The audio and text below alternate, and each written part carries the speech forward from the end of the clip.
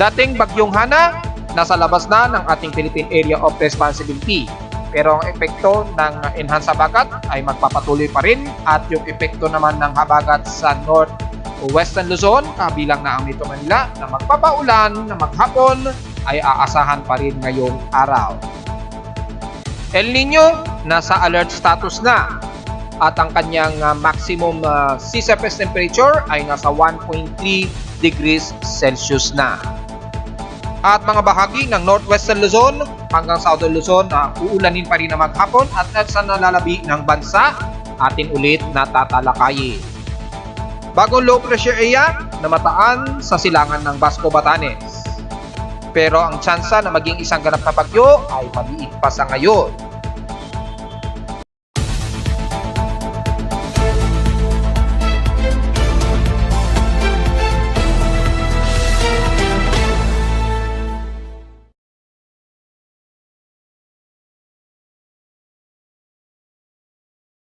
Hello, good morning uli mga folks. Welcome po muli sa ating Daily Weather Bulletin at Analysis para sa araw ng Lunes, September 4, 2023. Ang oras natin boys from ngayong umaga ay alas 9:44 na ng umaga. Well, mula pa kagabi ay patuloy na kaming inuulan dito sa Metro Manila, kabilang nasa amin sa West Grace Park sa Caloocan City at makikita sa ating Doppler Microwave Satellite Imagery o Doppler Satellite Microwave Imagery mula sa Tita Pwede Pag-asa, makikita ang mga heavy rain droplets na lumalagpas ng 10 to 20 millimeters. Ang rain rate ang nakikita natin sa Doppler radar na mas nakaka-apekto ngayon sa may kanlurang bahagi ng Northern Luzon, kabilang na ang Metro Manila at ilang bahagi ng southern part ng Luzon, especially dyan sa may Calabarzon. At kitang-kita ito ng active microwave Doppler radar imagery. Siyempre, meron tayong at least mga 40 lightning strikes naman na nadidetect ng aking lightning detection system. Pero mas madalas ay sa baybayin ito ng Zambales, Pangasinan at dyan sa may bandang West Philippine Sea, sa bandang Ilocos Norte of course. So ingat sa mga kababayan natin na patuloy pa rin na nangingisda despite na maalon at malakas ang buhos ng ulan. Ingat na lamang mga folks. At sa bahagi naman ng bandang Zambales at Olongapo ay may mga ilan na pagkidlat din.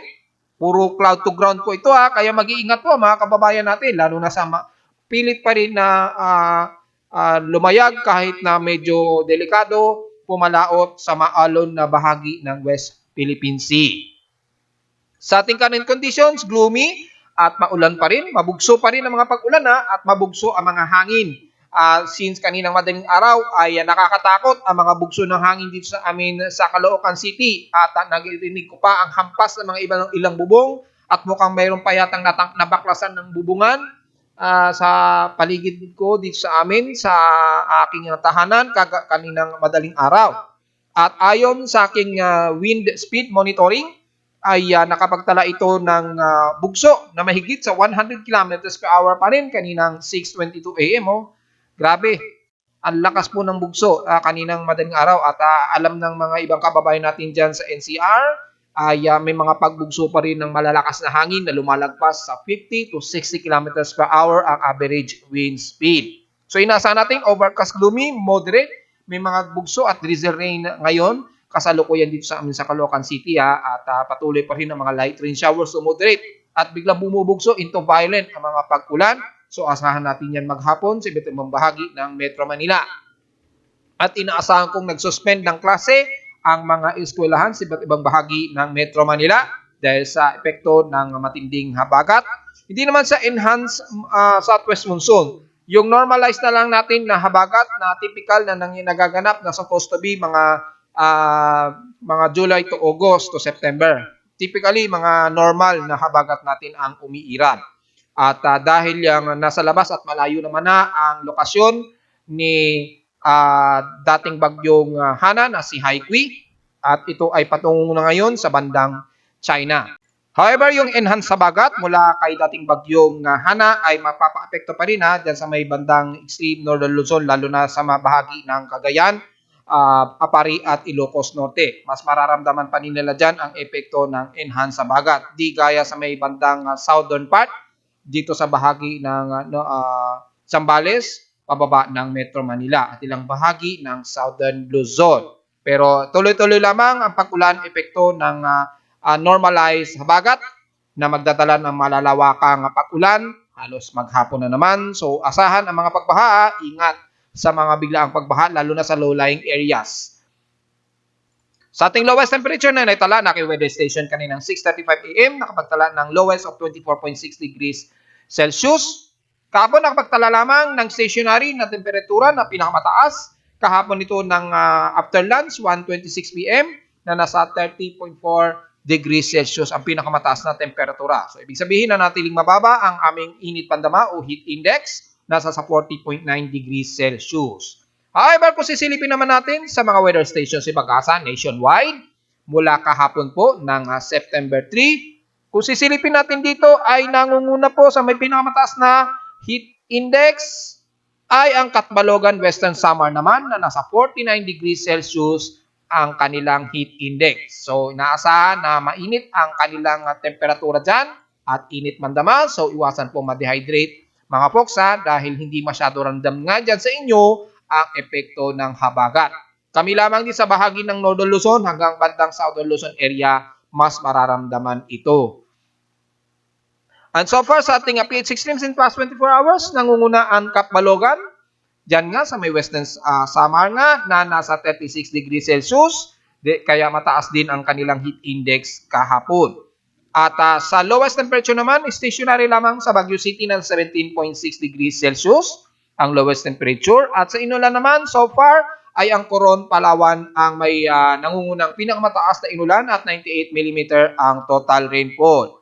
Samantalang dito sa amin sa Caloocan City ay kasalukuyang nasa 49.2 mm ang total rainfall at inaasang tuloy-tuloy itong tataas dahil sa patuloy na pag-ulan ngayong araw. So inaasang mas tataas pa yung total rainfall namin sa Caloocan City. At kahapon nakapagtala kami ng at least 37.2 mm lamang na total rainfall kahapon. So sa loob na ng 7 araw, nasa mahigit 370 na po ang total rainfall sa amin sa loob ng 7 araw. So mukhang mas mabilis at mukhang mataas na ang level ng precipitation rate ngayong September. Pero titingnan natin kung mahihigitan nito ang August rainfall. At sa ating El Nino status, nasa alert level na po ang needle ng aking El Nino monitoring. Ayan po sa dashboard, makikita nyo na po. So ibig sabihin na po, ito na po yung pinaka-starting point ng mainit na temperatura natin sa karagatan sa Mid-Pacific. So pagitan yan ng Eastern Pacific at Western Pacific po. So sa mid ng karagatan na yan ay asahan na po na nasa mahigit 1.2 to 1.3 degrees Celsius na po ang sea surface temperature dyan. So sa mga pinipilit pa rin na makaapekto ang paglakas ng habagat sa El Nino ay hindi po. Wala pong kaugnayan o wala pong masyadong correlation ang El Nino sa paglakas ng habagat. However, yung epekto pa kasi ng pagtaas ng temperatura sa karagatan ay siyang nagpapa-enhance sa ating habagat. Kaya lang kapag sobrang taas naman ng temperatura, epekto ng El Nino, imbis na yung habagat lagi may dalang ulan, minsan konti na lamang, halos mabilis mag-dry out o mabilis hindi masyado bumabagsak yung tubig ulan dahil sa taas ng humid o yung humid na which is mataas ang temperatura at mataas ang humidity. Hindi agad ito bumabagsak dahil hindi nga po siya mabilis mag-saturate sa himpapawid kapag sobrang taas ang humid. Naipaliwanag ko na po yan sa aking mga nakaraang report. Yan po ang epekto na nagkakaroon tayo ng drought sa iba't ibang bahagi ng bansa. Ngayon may magsasabi bakit umuulan at maraming bagyo despite na may El Nino tayo? Well, lagi ko po pinapaliwanag, wala pong kaugnayan ang El Nino sa epekto ng weather systems natin sa Pilipinas. Although ang epekto kasi ng drought ay nagpapakonti sa level ng ulan natin. Pero yung seasonal natin na epekto ng weather systems ay ganun pa rin. Magkakaroon pa rin tayo ng taghabagat, tag-ulan at mga bagyo. Siyempre dahil may El Nino tayo ngayon, inaasahan ang pagbuo ng mga low pressure area at mga tropical cyclones ay mas malakas. Dahil alam naman natin kapag mas mainit ang karagatan, mas mabilis po magkakaroon ng upward low convection at mabilis itong magde-develop ng isang high probability of tropical cyclone. At makikita naman natin kung titingnan nyo sa ating dashboard, sunod-sunod po ang mga pagbubuo ng mga low pressure area. Kasi nga po, napakainit ng temperatura natin sa karagatan. Kaya ang bibilis po na nabubuo ang mga invest at mga low pressure area. Magdedepende na lamang yan sa condition habang ito ay nagde-develop kung ito ay tuloy-tuloy na magiging isang active low pressure area hanggang sa maging sapat na tropical cyclone. Pero yung bilis ng develop ng mga low pressure area ay mas mabilis. Aasahan natin yan dahil nga po sa matindi at mataas ang ating temperatura sa karagatan. Kasi po, kapag ang init sa sea surface temperature, sige, kung papakita ko sa inyo epekto ng El Nino sa karagatan. Kapag kasi kung sisilipin ninyo, yung ating Mid-Pacific at ng Eastern Pacific, lalo na, ayun ang taas ng El Nino level, kapag masyadong mainit ang temperatura kasi sa karagatan na yan, mga folks, yung epekto ng high pressure systems, lumalakas po yan. Yung tulak niyan sa mga high pressure systems natin, papunta din sa may bandang Australia at patungo dito sa may bandang south west portion sa ating bansa kung saan dumadaloy po yung hangin. Yan. Siyempre, kapag mataas ang temperatura sa Mid-Pacific at bandang Western at Eastern Pacific, yung pagitan na ito, yung epekto ng high pressure systems natin sa North Pole at South Pole, mas lalo po lumalakas yun. Kasi imagine nyo, pagka mainit po yung pinapakuluan ninyo, di ba? Yung movement ng molecules, di ba, bumibilis din po. Siyempre, yung movement ng molecules, pupunta yan kung saan ang mababa ang temperatura. Alin ba ang mababa ang temperatura natin sa mundo? Di ba? Ang North Pole at South Pole. Di ba? Mainit yan. Nagyayelo nga po dyan, di ba? Siyempre, yung area na yan, nandyan yung matataas na high pressure systems natin o high pressure area systems. Alam naman po natin yan, even ng mga meteorologists. Ngayon, imagine, mataas ang temperatura sa pagitan ng equatorial zones ng Mid-Pacific. Kung titingnan ninyo, dyan sa may Mid-Pacific natin, pagitan ng West Pacific at Eastern Pacific. Ang tendency po, yung mga high pressure systems dito sa norte, yung bilis niya, mas bumibilis po, nag-accelerate yan, pati yung hangin. So, ang tendency niyan, yung mga high pressure systems dito sa North Pole o South Pole, bumibilis siya. At bumibilis yung pagdaloy nito patungo sa low pressure systems. And nasaan ba yung mga low pressure systems natin? Siyempre, pupunta ito sa bandang gitna o area which is kung nasaan ang mababa ang atmospheric pressure o yung malamig na bahagi. Pupuntahan niya yon. Siyempre, parang evaporation and condensation yan eh. Ngayon, dahil sa karagatan ito at flow ng hangin sa mundo at habang sumasabay ito sa correlation effect o Coriolis effect ng mundo natin, yung high pressure systems natin sa norte at sa south, bumibilis din po yan. Kaya yung ating mga jet streams mula dyan sa north or south pole, bumibilis po. Which is yung sa south west natin, lumalakas din ang bugso ng hangin, which is nga po, yun yung nagpapa-enhance ng ating southwest monsoon o ng habagat. Kasi lumalakas po o bumibilis ang daloy o tulak nitong mataas na temperatura sa karagatan nito, epekto nga po ng El Nino sa mga high pressure systems natin. So yung hangin na dumadalo dito sa may bandang Australia, paikot dyan sa may bandang pagitan ng Malaysia o Indonesia or bandang Indian Ocean at kumikilos ito, pakilos, papunta din sa may bandang southwest region natin sa Pilipinas. Kasi nga po sumasabay dun sa ikot ng mundo eh. Imagine niyo po, umiikot yung Earth natin at yung habang umiikot ang mundo natin, yung daloy ng hangin, sumasabay siya base sa Coriolis effect. Alam naman natin yung epekto ng Coriolis effect, di ba mga folks? Kaya yung mga nade-develop na mga tropical cyclones natin, kapag nabubuo, as expected, bibilis din po yan. Mabilis din magde-develop yan. Mabilis mabubuo ang mga low pressure systems natin dyan. Kasi nga po, sa epekto ng mataas na temperatura sa karagatan, bumibilis po ang puwersa ng high pressure systems natin patungo sa low pressure systems natin sa karagatan. Yun ang paliwanag kasi dyan.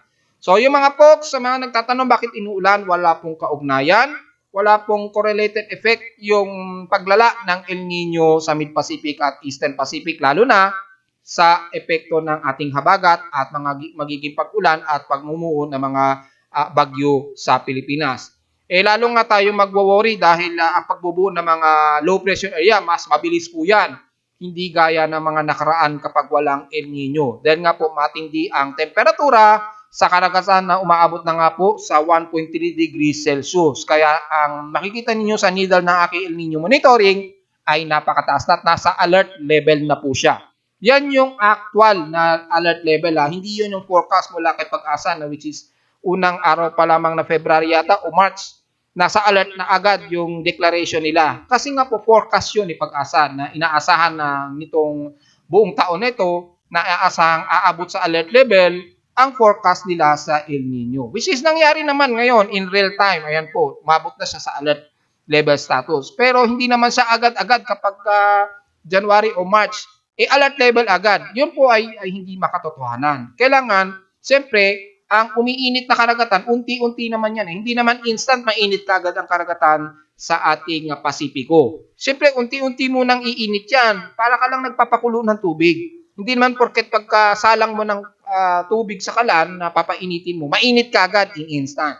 Mali po 'yun mga folks. So, yung mga pananaw natin na kung bakit malakas pa rin ang mga pag-ulan at epekto ng habagat, may El Nino naman tayo, ay wala po itong kaugnayan o correlated sa epekto ng El Nino sa ating West Pacific Basin at sa Eastern Pacific Basin naman malapit sa Amerika.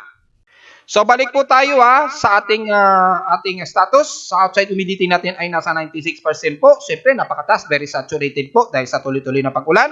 Bumababa lamang ito ng 1% since last hour.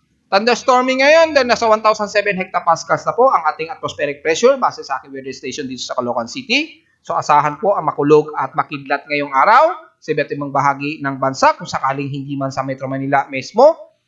Sa ating high tide and low tide ay may 3 hours and 14 minutes pa tayo to high tide. So medyo moderate na low tide at high tide tayo dyan sa may Manila Bay. Ingat pa rin dahil mabugso pa rin ang hangin dyan despite na matuloy-tuloy ang mga pag-ulan mga folks. Sa mga babiyahe ngayong Lunes ay sumikat ang haring araw kaninang 5:44 AM at inaasahan lulubog ito mamayang 6:06 PM. At ang ating buwan naman na nasa 80% na po ang liwanag nito sa buwan at buwan ng Gibos. Sisikat ito mamayang gabi at 9:20 PM at inasang lulubog naman ito 9:29 AM naman kinabukasan. At sa ating local weather outlook para ngayong Lunes hanggang Martes na po ito bukas, asahan pa rin matuloy-tuloy na maulap at maulan ang maghapon, lalo na ngayong araw. At minaasahan may mga pagkulog at pagkidlat na rin dahil sa ating atmospheric pressure na nasa 1,007 hectopascals, nanganguhulugan na thunderstorming ngayong araw. Bukas ay magiging maulap ang kalangitan at ganoon din ay may inaasahang mga pagkulog at pagkilat sa maghapon. Pero ang tsansa ng pag-ulan ay nasa 62% na lamang ito. At ang ating 2-day highest temperature expected ay nasa 29 to 31 degrees Celsius. And lowest temperature expected ay 25 to 26 degrees Celsius. Samantala sa local weather advisory mula sa Data Feed Pag-asa, since 4 o'clock AM na ito na itala, ay namataan pa rin daw ang sentro ng mata ni Typhoon Hana ay nasa layong 265 km northwest ng Itbayat, Batanes ito. At may lakas pa rin siya na maximum sustained winds na 120 km per hour malapit sa gitna at tugsong umabot ng 150 km per hour. Kumikilos ito pa southwestward na mabagal sa bilis na around base sa aking tropical cyclone sector ay mga nasa around 12 km an hour. Pero dahil alas 3 pa lamang ito na itala, maaaring hindi na ito accurate dahil nga po nabanggit ko na kanina umaga pa na nasa labas na nga ito ng ating Philippine Area of Responsibility at pinost ko na yan sa aking Facebook page, which is i-report naman natin mamayang konti. Diretso agad tayo sa ating ginagamit na high definition at satellite imagery mula sa gawa ng inyong lingkod. Pero ang data feed mula kay GMA, of course, sa Japan Meteorological Agency ng Himawari 8 satellite ay makikitang may mga kaulapan pa rin tayong nakikita dito sa may extreme Luzon, lalo na sa may bandang Ilocos Norte at bahagi ng Apari. And sa bagat pa rin ang iiral na mula dito sa kay dating bagyong Hana na magpapatuloy pa rin ng mga pag-ulan dito sa bahagi ng Ilocos Norte, pababa ng La Union. So tuloy-tuloy pa rin yan at ang ating normalized sa bagat na magpapaulan naman din sa may kalurang bahagi ng Zambales, pababa ng Metro Manila hanggang dyan sa bahagi ng Southern Luzon, kabilang na ang Mindoro at ilang bahagi ng Palawan, especially sa bandang Coron, Palawan. So expected mula pa kahapon ay magkakaroon ng mga tuloy-tuloy na bugsuan ng mga pag-ulan po So, asahan po natin ang mga maghapong pag-ulan lalo na sa may Metro Manila na magdudulot ng may ilang pagbaha sa mga flood-prone areas natin. So, ingat na lamang mga folks, lalo na sa bahagi na yan ng Zambales dahil nakakaranas sila ng violent rain showers dyan sa bahagi ng Zambales at ilang bahagi ng Central Luzon. Hindi na natin masyado isa-isahin yan dahil ganun din kahapon na tuloy-tuloy na mga uulan ng bahagi na yan.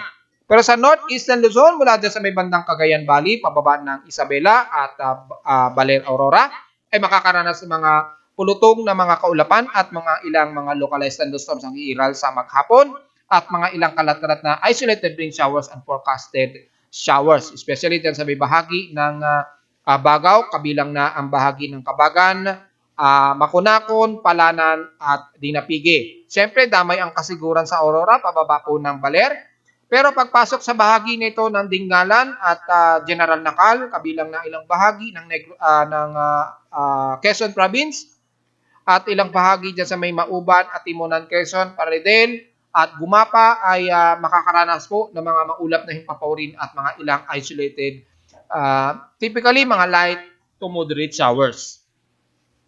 At nasa nalabi ng Central Luzon, pababa nga po ng Metro Manila, ay patuloy na aasahan ng mga pag-ulan. Ayan nga po, makikita natin sa satellite imagery ng Himawari 8 na ating ginagamit, ay tuloy-tuloy na mga pag-ulan. Pababa nga ng San Fernando, Pampanga, kasama na ang bahagi ng Bulacan sa Baliwag, San Jose, at dito sa may Caloocan City sa amin, Quezon City, ilang bahagi ng Rizal, City of Manila, Taguig, kabilang na ang bahagi ng Makati at dyan sa bahagi palabas ng Paranaque at Kawit Cavite, lalo na sa bahagi ng Bacoor, dyan sa may Imus, at pababa na ito ng bandang Calabarzon sa bahagi ng Laguna, Batangas area, dyan sa may Maragondon, papasok na Magallanes, Nasugbo, Balayan at Kalatagan sa may bahagi na po ng Batangas area. Siyempre, ang bahagi ng Indang hanggang Silang, hanggang dyan sa may bahagi ng Tagaytay, makakaranas po ng mga kalat-kalat na pag-ulan. Typically, mabugso po ito at may mga pagbugso ng hangin na aasahang lalagpas ng 50 kilometers an hour. Ingat na lamang po sa mga kababayan natin na maaapektuhan nito. Pero pagsapit bandang Calamba, Laguna, hanggang dyan sa may bandang Tanawan, Malvar, papasok na po ito ng San Pablo City, ay magiging maulap po at asahan ang medyo may bugso pa rin ng hangin, epekto ng ating southwest monsoon. So, asahan pa rin ang mga isolated rain showers ang maghapon natin. So, medyo magiging makulimlim madalas ang ating himpapawrin hanggang dyan sa bahagi ng Southern Luzon.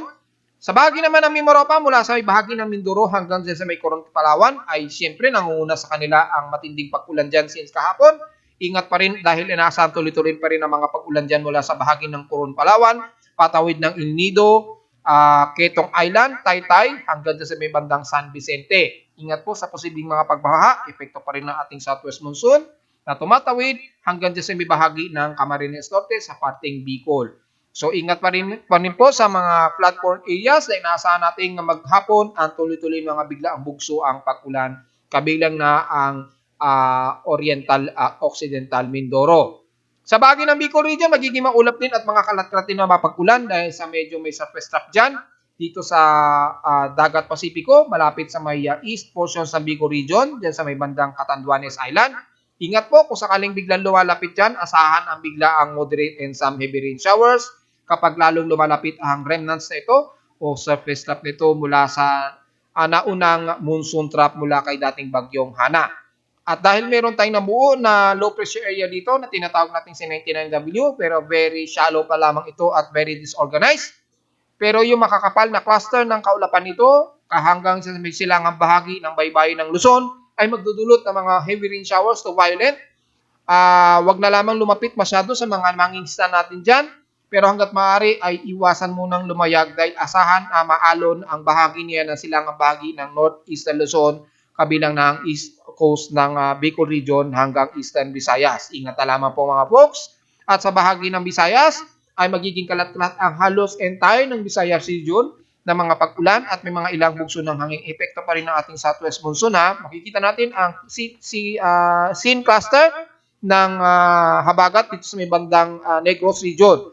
Pero kalat-kalit ito, so probably may mga sulput-sulputan, mga light to moderate showers hanggang sa babahagi ng Sipalay, pataas ng San Carlos City, sa Central Visayas, ang buong Bicol Region, kabilang na ang Siquijor hanggang Bohol po So magdala ng pananggalang sa ulan dahil halos maghapon po at dynamic range ang magiging pag-ulan. Extending yan ng bahagi ng Leyte, lalo na dyan sa bandang Tacloban, Ormoc at bandang Poro Islands.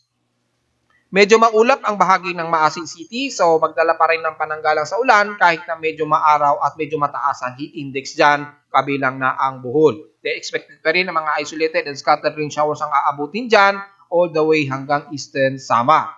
Pero magiging maulap ang bahagi nito mula sa Lawang, Northern Samar, pababa na po ito ng Catbalogan, kabilang na ang eastern portions ng San Policarpio, Dolores, pababa ng Borongan City, Eastern Samar. Siyempre, damay na ang bahagi ng Salcedo, Mercedes hanggang Guian, Eastern Samar. Siyempre, hindi ligtas ang Hamonhon Island. Pagitan na po yan ng Surigao del Norte at bandang Guian, Eastern Samar. So, asahan ang maghapon ng mga dynamic range sa mga pag-ulan. Hindi rin ligtas ang bahagi ng Panay Island. Sa ngayon, medyo partly cloudy ang umiiral sa bahagi ng Panay Island. Pero sa partly Iloilo City, magiging mostly cloudy at asahan ng mga scattered rain showers lalo na sa hapon at maging sa gabi. Sa bahagi ng Mindanao ay magiging katamtaman pero partly to mostly cloudy rin ang iiral dahil may mga southwesterlies pong umiiral pa rin dyan, lalo na sa areas ng Zamboanga Peninsula. Yung southwesterlies na yan, nagbubuo po ng may ilang trough clusters ng manipisang kaulapan. So magkakaroon ng mga ilang light rain showers ang iiral sa iba't ibang bahagi ng Zamboanga Peninsula, especially dyan sa bahagi ng Baliguan na Ipil at halos buong Zamboanga del Norte. At sa Zamboanga del Sur, mula sa may Kabasalan, Ipil, Dumilao hanggang Pagadian City, ay magiging mostly cloudy ang iiral. So may mga kalat-kalat na pag-ulan, mostly isolated rain showers na may pagkilat at pagkulog. Pero asahan ang medyo mataas ang alinsangan at heat index, maging sa isla ng Basilan at Hulo-Sulu. And entire ng Sorsogon ay magiging mainit at mataas ang ating heat index sa kabilang na ang General Santos City at ilang bahagi ng Davao Region. Magiging mataas po ang heat index natin dyan. So asahan po ang mataas ang temperatura, maging dyan sa may bandang Bukidnon. At mula sa eastern naman ng Mindanao, o eastern portions ng Mindanao, mula dyan sa may Agusan del Sur hanggang dyan sa Compostela Valley, magiging katamtaman po ang lagay na panahon dyan at manipisan ang kaulapan. So asahan po ang medyo maalinsangan at mataas ang index. Pero pagtaas naman sa bahagi ng Northern Mindanao hanggang dyan sa may Surigao del Norte, magiging parte ito mo Surigao di pong iiral. So kalat-kalat ang mga pag-ulan na may pagkidlat at pagkulog mula sa may Dinagat Island, Siargao Island hanggang dyan sa may bandang Surigao City, San Francisco at dyan sa may bandang Cabadbaran City at Magallanes. So generally, magiging katamtaman ang halos buong entire ng Mindanao. Ingat na lamang sa mga isolated rain showers at biglang buhos ng ulan sa hapon o sa gabi, maging madaling araw at may mga inaasahang pagkulog at pagkidlat. Dako agad tayo sa ating ginagamit na computer-generated tropical cyclone sector. And as of 10:30 AM na ngayon ay nadagdagan pa ng low pressure area ang ating weather monitoring. Ngayon kung sisilipin natin yung ating West Pacific o yung lahat lamang ng tropical cyclone at low pressure area na pang West Pacific, makikita natin na dagdagan tayo ng isa pa na si 99W. Ito yung nasa loob ng ating Philippine Area of Responsibility. Sa ngayon ay naka-embed yan sa naunang monsoon trough ni dating bagyong Hana. Kaya obserbahan natin at maliit pa ang sansa nito sa ngayon na mag-iisang ganap na bagyo. At the rest naman ng binabantay natin na si 96 at 97W na natiling invest pa rin ito at wala pang significant na pinapakita na ito ay nagkakaroon ng modified intensification. Mag-update tayo sa Facebook page kung magkaroon ng further intensification ng dalawang ito, kabilang na si 99W. At itong si naging severe tropical storm na, pero typhoon category 1 pa rin sa 1 minute average wind speed. Papunta na to sa bahagi ng China, so hindi na natin masyado siyang i-report. At bahala na po ang Chinese Weather Bureau na bantayan nila ito dahil asahan itong maglalandfall sa bahagi ng Eastern China na naman. Asahan na naman sa kanila ang nakataas agad sa kanila ang matinding tropical cyclone warning signal sa kanila dahil asahan na naman ang pagbaha sa area nila. Pero sa ating 10-minute average kasi, itong si STS Haikui ay nasa severe tropical storm category na siya. Pero sa 1-minute average wind speed, nananatili itong category 1 typhoon. Para hindi po kayo malito ha. So far ay itong si Kerogi ay nasa low pressure area na lamang. So halos sa under dissipation na po si Kerogi.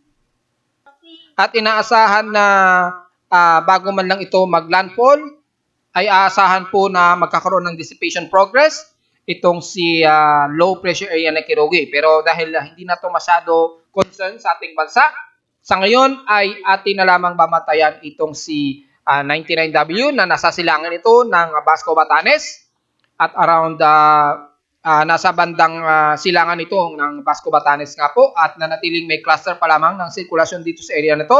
Pero disorganized dahil nga po sa dating remnants ito ng monsoon trap ni dating bagyong Hana. Samantalang itong C96W na natiling disorganized, maaring madissipate din kagad itong dalawang ito na nabanggit ko kanina. So panatinin nating obserban ito at hindi tayo muna magbibigay ng masyadong detalye dahil nasa initial 35 kilometers pa lamang ang initially wind speed pa lang ng mga low pressure area nito, maging si 96W, 99W at maging si 97W. Nanatiling wala pang enhance o further intensification ang tatlong ito sa ngayon. Mag-update tayo sa Facebook page kung sakaling biglang magkaroon ng intensification, lalo na nitong si 99W dahil may maliit pa na tsansa na itong si 99W ay biglang magkaroon ng rapid intensification dahil mainit po ang temperatura pa rin dyan, naglalaro sa 28 to 31 degrees Celsius ang sea surface temperature. At sa gustong malaman sa mga Pinoy natin sa China, kung ano ba ang estimated timetable na maaaring lumapit ito ng Eastern China, inaasa mga bandang bukas ng Martes daw, according sa aking TC track, na converted sa oras sa Pilipinas ay mga bandang alas 8 o before magtanghalian na ito ay lalapit sa isla na to ng southeast ng China. Ano ba yung bandang southeast ng China na to? Kung titingnan natin sa area ng Xiamen o Guangzhou. Or kung sa baybayin, bandang Jingsheng, southeastern o Kinmen Country, sa may bandang Xiamen ay posible itong maglandfall mga bukas po ng umaga o ng tanghali approximate. So base dito, mga between 8 o'clock to 12 o'clock AM ang inasahang posibleng maglandfall ito sa area nga po ng Kinmen Country or sa may bandang Jinmeng. Jinmeng bang tawag doon? Kung sisilipin natin, Jincheng, sorry. Bandang Jincheng sa Kinmen Country or kung biglang medyo gagalaw yung forecast track nito ay between ng Kinmen Country at hanggang dyan sa may bandang Ningdao Island sa may southeastern ng China. So sa mga Pilipino natin na nandyan sa area na yan, paghandaan na lamang po ang paglapit nitong buti na lamang bahagya ito bumaba at category 1 typhoon sa 1 minute average wind speed. Pero asahan magdadala ito ng malawakang pag-ulan na aabot pa rin ng lagpas 100 mm ang total rainfall. So paghandaan ng mga Pinoy natin kung sakaling naninirahan sila sa bahagi ng Jiangsu o Fujian sa southeast China. Sa ngayon, base sa ating global spectral model na ating ginagamit, nakikita ang active lamang na posibleng nating nakikita dito ay yung bagong shallow low pressure area na naglalaro bandang southeast ng Guam. Hindi natin alam kung si 97W ba ito or si 96W dahil constant pa rin itong walang intensification na nagaganap. At maaaring si 99W ay ito ay kikilos bahagyang pakanluran according dito sa pinapakita ng global spectral model. Pero hindi pa masyado klaro ang ipinapakita dito ng spectral model ng kanyang wind speed and direction. However, kung pagbabasa natin ng mean sea level pressure, after nito si dating bagyong Hana ay medyo may shallow circulation na biglang nabuo rito. Ayun, naglalaro sa 1,006 to 1,004 hectopascals. So malamang ito ay si 99W na ating binabantayan. However, ay hindi pa klaro ang kanyang development dahil bigla itong nawawala o nadidissolve by September 5 o to September 7, 2023. So, hindi natin malaman kung magtutuloy-tuloy na magkakaroon ito ng intense circulation o maaaring mananatili ito as shallow circulation na lamang na mananalagi sa extreme northeast Luzon. At kung titingnan natin yung mga computer models natin, medyo insignificant pa yung mga low pressure systems na nakikita natin sa may bandang silangang bahagi ng bansa, which is malamang si 97, 96 at 99 ito. So wala tayong maikukonclude muna kung ito ay magiging isang ganap na bagyo. Sa ngayon, mag-update na lamang tayo sa ating Facebook page kung sakaling magkaroon ng alinman sa tatlong yun na bago low pressure area na magkakaroon ng upward low convection at magkakaroon ng intensification. At narito naman natin 3-day 20 weather forecast para sa araw ng Lunes, September 4, 2023.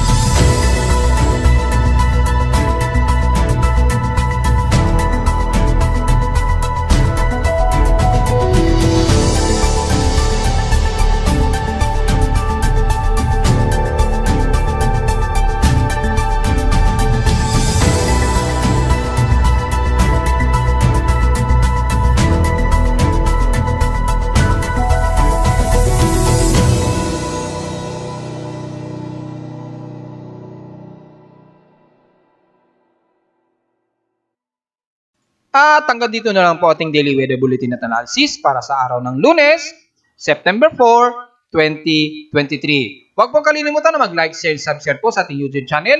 At visit lamang anytime sa aking website at www.pimoweather.com para sa gusto nyo malaman ang mga areas ninyo na uulanin, lalo na sa bahagi ng kaldorang bahagi ng Northern Luzon, pababa ng Zambales, kabilang na ang Metro Manila. Makikita yan kagad sa dashboard pagka-load pa lamang ng aking webpage. At sa mga ibang balita na hindi ko na-report ngayong umaga, makikita nyo ang buong detalye dito sa aking webpage na lamang.